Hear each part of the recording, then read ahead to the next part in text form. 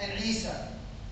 And Yahya and Isa, he greets them, and they greet him back, and they welcome him as a brother. They welcome him as a brother. Welcome our brother in Islam. Welcome, the pious, the brother of ours and the Prophet of Allah. And then he goes on into different heavens. He meets Idris alayhi salam. He meets Harun alayhi salam. He meets Musa alayhi salam. And then in the sixth heaven, he meets Musa alayhi salam, where Musa alayhi salam, he greets him and he welcomes him, and then he goes on to the seventh heaven, Muhammad sallallahu alaihi wasallam. In the same fashion, he is introduced to all these prophets and messengers, and he reaches the seventh heaven. When the gates of the seventh heaven are open for Muhammad sallallahu alaihi wasallam, he finds Ibrahim alayhi salam. And then in other narrations we have that he mentions the way Musa looked, the way Isa looked. Musa alayhi salam is mentioned to be a dark, tall, well-built man with lank hair, curly lank hair, which comes up to his ears or above his ears. Not like the blonde, white-haired, gray beard it is in the Judeo-Christian depictions of pictures and movies or artwork that they mention. This is not how Musa looked. He was a dark man, dark skinned. He was from Egypt, Egypt, Somalia, Sudan. This is where you find all the pharaohs and the pyramids and all these, in the history. So he was a dark man with curly, long hair up to his ears, and he was well built. And Isa alayhi salam is described by Prophet sallallahu alaihi wasallam as a fair person, as if he just came out of a shower. He just took a bath and he came out. His hair was such, and he was fair, and he was a bit reddish. Fair and reddish. And he was of a small build. He was not of a large build like Musa. He was of a small build. And he goes on, and when he meets Ibrahim alayhi salam, he says he resembles none other than your companion more than anyone else. Meaning Muhammad sallallahu alaihi wasallam himself. And he was introduced again by Jibreel alayhi salam. This is your father Ibrahim. Greet him. And he greets Ibrahim alayhi salam. And in one of the narrations, he finds Ibrahim alayhi salam in this heaven leaning towards Bayt al-Ma'mur, which is the exact same building, the exact same building like Kaaba in the seventh heaven. And in one of these narrations where he mentions about Rasulullah mentions about Bayt al-Ma'mur, where he found Ibrahim alayhi salam, his father, he says that he saw that 70,000 angels were coming and visiting every day to that place. 70,000 angels, they came and visited, and he was told by Jibreel that they come and they go and they never come back, these 70,000 angels. So imagine the makhluk of Allah Azza wa Jalla. 70,000 angels from God. Allah knows since when He has created the creation. They have been visiting Bayt al-Ma'mur, and they never, not a single one of them returns back. And a fresh group of 70,000 malaika, angels, they visit Bayt al-Ma'mur and they go away. Imagine how many angels are there, and how many millions and zillions and eons of time has gone by, and we cannot even imagine even the creation of Allah Azza wa Jalla. 70,000. Then he goes on, Jibreel alayhi salam takes Muhammad sallallahu alayhi wasallam to the end of all creation. The end of all creation, where he finds a tree, the low tree. The low tree, which is so magnificent, and it is surrounded by golden things. It is enveloped by something golden. In one of the narrations by Ibn Mas'ud radiallahu anhu, it is mentioned that it is surrounded by golden butterflies. This tree, Sidratul Muntaha, Prophet Muhammad ﷺ is shown this tree, and he is left from there by Jibreel alayhi salam. He is left from there on. Jibreel alayhi salam leaves him alone with his Lord, after which Allah Azza wa Jal, after he sees Sidratul Muntaha and he sees 4 rivers. He sees 4 rivers over there. And he asked Jibreel alayhi salam, what are these 4 rivers? And Jibreel says, 2 of them, which are the hidden ones, are from Jannah, and 2 of them are Nile, the river Nile, and the river Euphrates. The river Nile and the river Euphrates. And Allah knows best how these rivers are on the earth, because Allah is able to do everything. And this is why Allah Azza wa Jalla, He says, Subhanalladhi asra bi abdihi layla.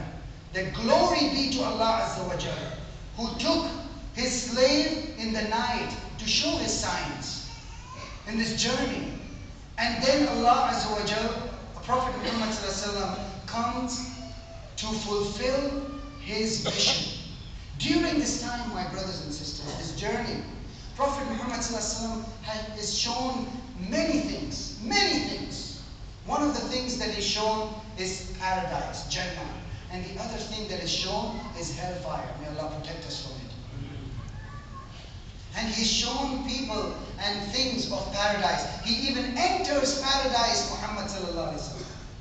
And Sidratul Muntaha is at the edge of the universe, at the edge of all the creation, which is the, the landmark, as you might say, for lack of better words. And this tree itself was so magnificent. Muhammad Sallallahu Alaihi Wasallam mentions that its leaves were like the ears of elephants, huge leaves, and its fruits were like the pots of Ajr, one place in Arabia. And then Prophet Muhammad Sallallahu Alaihi Wasallam, he comes to a place where nobody else is allowed to come. Even Jibreel alayhi salam, he leaves him.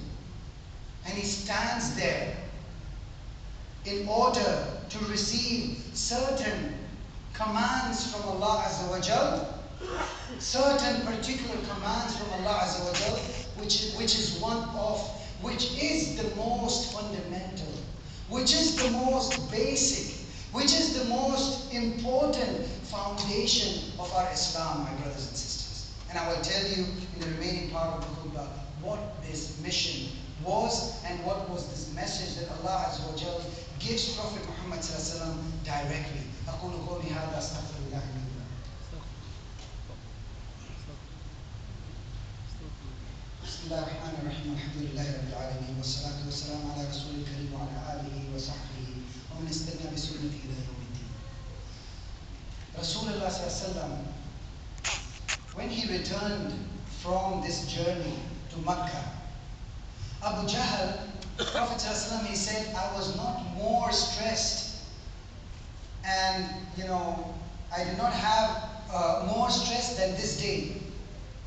Anxiety, the word which is mentioned. I had a very high anxiety. This time, this moment when I returned from this journey, and I was sitting out in Makkah, and Abu Jahl comes to Prophet Muhammad Sallallahu Alaihi Wasallam. And he asks Muhammad Sallallahu Alaihi Wasallam, so Muhammad, what is new? Is there something new that you've come up with? Because Prophet Sallallahu Alaihi Wasallam used to come with revelations from Allah Azza wa Jalla, which they used to mock at. The ayahs of Allah, they used to make fun of. And a'udhu billah, in some ways, even Muslims today, somehow they don't realize, and they make fun and they make mockery of the ayahs of Allah when they do not obey Allah, and when they make mockery of people who are obeying Allah and fulfilling the sunnah of Muhammad Sallallahu Alaihi Wasallam and trying to fulfill the ayahs of Allah. And they say, what are you? Who are you? You should be going to a jungle and staying there. You want to follow this by the book? Take it easy. Don't be so strict. You're too strict. What do you mean by too strict? Following the ayahs of Allah and the sunnah of Muhammad Sallallahu Alaihi Wasallam is too strict? This is mockery of the ayahs of Allah, my brothers and sisters. This is mockery of those who are following the steps of Muhammad Sallallahu Alaihi Wasallam and trying to emulate each and everything that he did. The Sahaba of Muhammad walk. The way he used to dress, they used to dress. The way he moved, they tried to emulate the way he moved. Each and every aspect of it. And some people, they try to make mockery of people who are trying to follow the sunnah of Muhammad sallallahu alaihi wasallam and trying to be moderate Muslims. You will become worse than Abu Jahl, because this is one of the signs of the munafiqeen. The munafiqeen at the time of Muhammad sallallahu alaihi wasallam, at the time of Abu Jahl, at the time of Abu Lahab, they were worse than Abu Lahab and Abu Jahl. And they would be in the worst parts of the hellfire, in the deepest veil. May Allah protect us from this. So my brothers and sisters, if you don't realize and if you don't know something, then it's better to keep quiet than make mockery of the ayahs of Allah. Just like the kuffar and mushrikeen used to do. So he would come and ask, what is new, O Muhammad? In mocking him in such a way. And Prophet ﷺ, he was a sadiq. He was a sadiq. He was the most truthful person that Allah subhanahu wa ta'ala put on the face of this earth. And no matter what it was, he would not go wishy-washy about it or go beating around the bush, but he would tell anybody he asked him, he would give him the right and truthful, correct answer straightforward. He asked, what is it that you got today? He said, I have been to Bayt al-Maqdis. He said, what? You've been to Bayt al-Maqdis last night? He said, yes, last night I went to Bayt al-Maqdis. And you came back and you are with us now? He said, yes, I'm with you now. He said, wait, Abu Jahl, he did not do nothing. He collected all the people, all people of Quraysh, and he called out the tribes' names. And he collected them around Muhammad sallallahu alaihi wasallam. And he said, he asked him again the same question. Would you testify and tell me the same thing? Where were you? What is the new? What is new? And he said, I have been to Bayt al-Maqdis last night. And then they asked him, have you been to Bayt al-Maqdis last night, to Jerusalem, and now you're with us? He said, yes, now I'm with us, with you.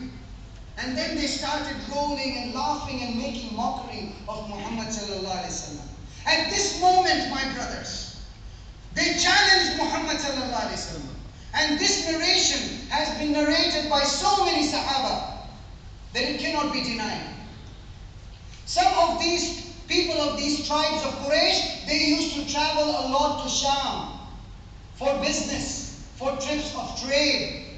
So some of them had been to Bayt al-Maqdis and they knew, and some amongst them were Jews, and they knew all the, the formation, the structure of that place of Masjid al-Aqsa. So they asked him questions. So describe Masjid al-Aqsa, the Bayt al-Maqdis to us. Prophet Muhammad sallallahu alaihi wasallam, he said, when they asked me this, I got even more anxiety and more stress. And I was worrying that if I would say something wrong, they would not believe in me. And Prophet Muhammad sallallahu alaihi wasallam, slowly, with all the memory and effort, he starts describing them Masjid al-Aqsa. When he starts describing Masjid al-Aqsa, Prophet Muhammad sallallahu alaihi wasallam, he says, Allah Azza wa Jal, to help me in front of my eyes, He raised the Masjid al-Aqsa in front of me. And each and every stone, each and every pillar, each and every aspect of that building came in front of my eyes like I was seeing it. In fact, He was seeing it. Allah Azza wa Jal raised it, and then He started describing each and every little detail of this building. And they said, Wallahi, of what he has mentioned, there is nothing wrong, and it is exactly like he has mentioned about the building, about the place. And they testified and they agreed. وَبُعِثَ الَّذِي كَفَرَ. And Allah Azza wa Jal, He embarrassed the kuffar and mushrikeen. And this is why Allah Azza wa Jal, this is one of the, and during this time, my brothers, some of us might have a doubt. Prophet Muhammad sallallahu alaihi wasallam, in one night, in that flash, in the second, and he went and he saw so many things, of paradise and hellfire and people amongst them, and he went to Allah Azza wa Jal in one night. Yes, like Abu Bakr Siddiq was then questioned.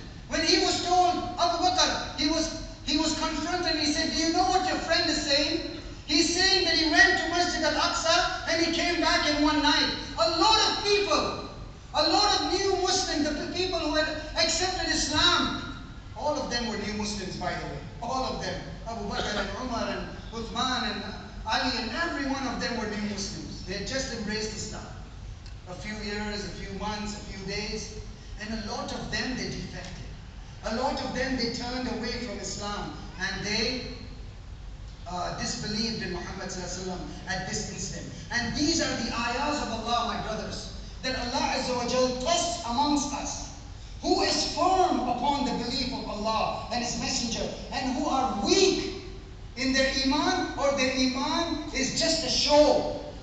It's just a show from outside. And what is the iman truly in their hearts? Allah Azza wa Jal tests us with these ayahs. Abu Bakr Siddiq, he said, verily, of course I believe. Yes, the first thing that came out of his mouth, he didn't ask them a question. He didn't ask them to confirm, reconfirming, reassessment, or reassuring any question. He said, did you know that your friend is claiming that he went to Jerusalem and came back? He said, yes, I believe. He's claiming that. I believe that he has gone and he's come back. If he said that, it has to be true. Because I believe in greater things than that. I believe that the message of Allah Azza wa Jalla, the news about heaven and hell, paradise and hellfire, comes from the seventh heaven, far away from the seventh heaven to him, and I believe in that as well. So what is this? This is nothing. For him to go to Masjid al-Aqsa and come back in one night, it's a piece of cake. And this is why Abu Bakr Siddiq, from that day onwards, he was called a Siddiq. His name, his nickname became a Siddiq, Abu Bakr Siddiq. Until today, 1,400 years later, whenever we say Abu Bakr, we say a Siddiq. We say a Siddiq, radiallahu ta'ala. And Allah Azza wa Jal, when He brought Rasulullah sallallahu alaihi wasallam